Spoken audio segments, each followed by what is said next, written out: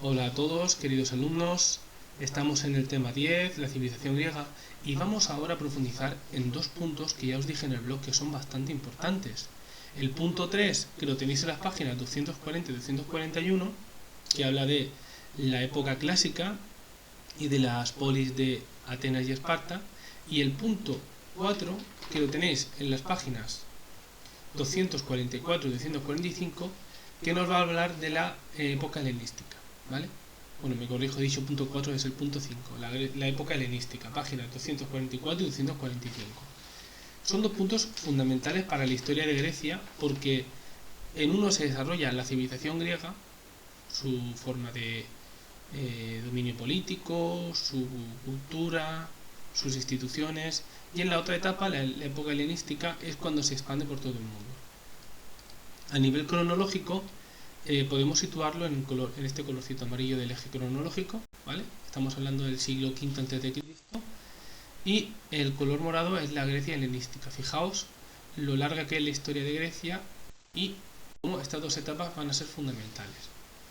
Bien, vamos a hablar primero de la época clásica, en concreto de Atenas, de la ciudad de Atenas. Atenas se desarrolló ya en la época arcaica, mucho antes de la época clásica, pero es en la época clásica cuando va a adquirir muchísima importancia. ¿Por qué? Porque a nivel comercial tiene mucha influencia en otras ciudades, tanto de la zona del mar Egeo como de la zona mediterránea, y después de las guerras médicas, es decir, las guerras contra los persas, los medas, los persas, guerras médicas, va a ser la ciudad más importante de toda la Hélade o de toda la zona griega, ¿vale? Y luego tendrá una cierta rivalidad con Esparta, la otra ciudad que cogerá el testigo posteriormente. ¿Cómo se organizaba la ciudad de Atenas? En primer lugar, hay que tener en cuenta de que su sistema es la democracia, teniendo en cuenta de que demos significa pueblo y kratos significa poder, el poder lo tiene el pueblo. Pero no comparemos esta democracia con la democracia que tenemos actualmente, porque son distintas, pero el espíritu, la base sí que es la misma, es decir, los ciudadanos eligen a sus políticos. Ese sería lo que tienen en común. Bien, ¿cuáles son las instituciones que forman esta democracia o este sistema democrático? En primer lugar, tenemos la asamblea o eclesía. De ahí viene la palabra iglesia, que es una asamblea. Bien, la eclesía la formaban todos los hombres, es decir, solo hombres, las mujeres ahí no pintaban nada, por desgracia. Solo los hombres mayores de 20 años. Aquí aparece 18, en el libro pone 20, bueno, de 18 a 20, ¿vale? Y ellos son los que tienen que votar las leyes que propone la Bulé o el Consejo de los 500, tienen que decidir si hay guerra, si no hay guerra, si hay paz, o cuando deciden exiliar a algún personaje o un político que no haya hecho bien las cosas, ¿vale? El lugar en el que se reunía era en la colina Nix, de allí de Atenas, y se reúnen unas 4 veces al mes para decidir todos estos asuntos. La siguiente institución sería la Bulé o Consejo de los 500, que es el consejo que equivaldría actualmente al Congreso de los Diputados, que es el que prepara las leyes. Es decir, cuando una ley no se puede empezar a preparar cuando están todos los ciudadanos reunidos. Ten en cuenta que habría unos 40.000 ciudadanos en Atenas en el siglo V a.C. y tienen que preparar leyes o todo lo que van a proponer para que lo voten los ciudadanos en la eclesía. ¿Quiénes forman parte de la Bulé? Normalmente había unos 500 ciudadanos mayores de 30 años que se elegían por sorteo, ¿vale? Es decir, que ahí te podía tocar o no te podía tocar, pero tú no elegías estar ahí. Por el hecho de ser ciudadano te podía tocar formar parte de la Bulé. Y era un servicio que tú hacías a tu ciudad. Bien, siguiente institución importante, pues hablamos de los magistrados. Los magistrarios hoy en día serían los funcionarios, los que hacen que funcione un palacio de justicia, los que hacen que funcione un ayuntamiento, que hacen que funcione el Congreso. Son los trabajadores que hacen que todo fluya, que todo funciona. Y aquí había 10 estrategas y 9 arcontes, ¿vale? Los estrategas se dedicaban más bien al ejército, tenían un tinte más bien militar y hacían que las leyes se aplicaran, y los arcontes eran los que se dedicaban a los asuntos civiles, los tribunales, los actos religiosos, cualquier litigio entre ciudadanos, ¿vale? Y eran los dos tipos de magistrados. Repetimos, los magistrados podían ser estrategas, que eran 10, y los arcontes, que eran 9. Bien, siguiente institución, los tribunales de justicia o tribunales populares de justicia. Normalmente se les elegía por sorteo y era cada año.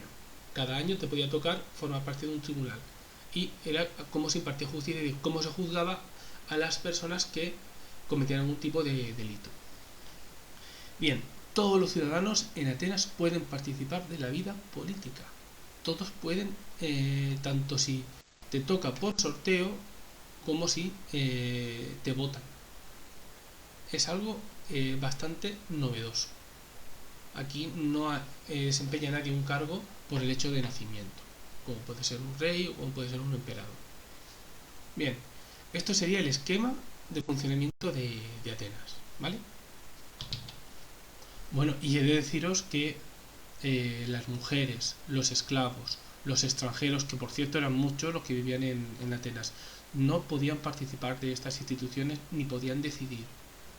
Y evidentemente tampoco podían ir a la guerra.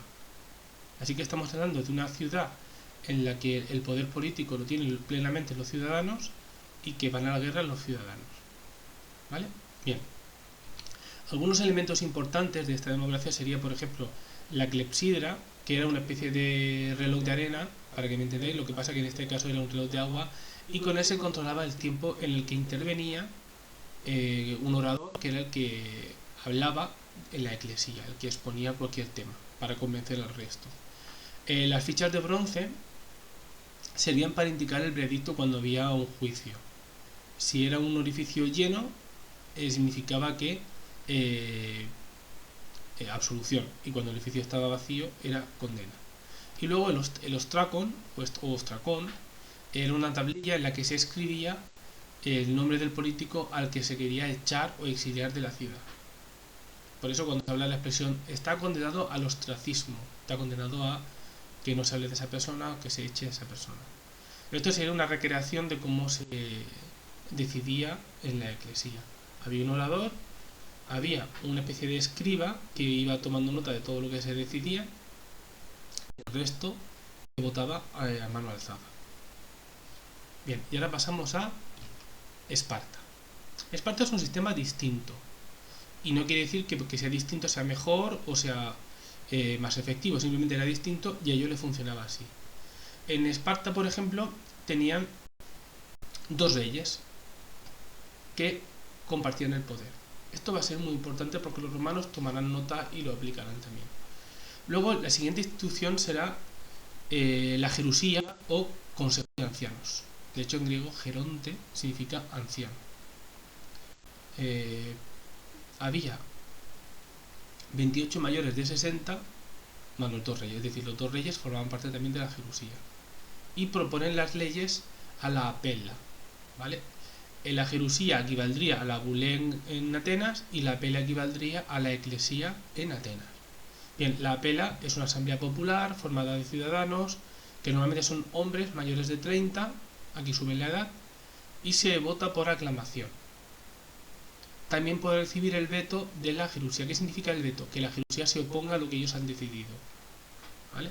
Y bueno, y luego la siguiente institución sería la de los éforos. Los éforos son los magistrados, que en este caso son 5 magistrados, que son los que controlan a los reyes, que no se le vaya mucho a la cabeza, no decidan ir a la guerra o cualquier tipo de decisión que pueda perjudicar a Esparta.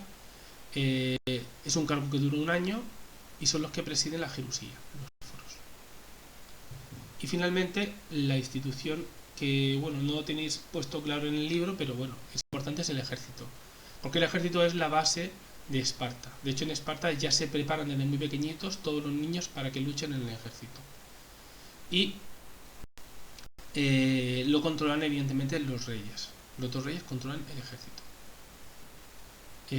Esparta es una sociedad muy militarizada. Sería también una diferencia importante con Atenas.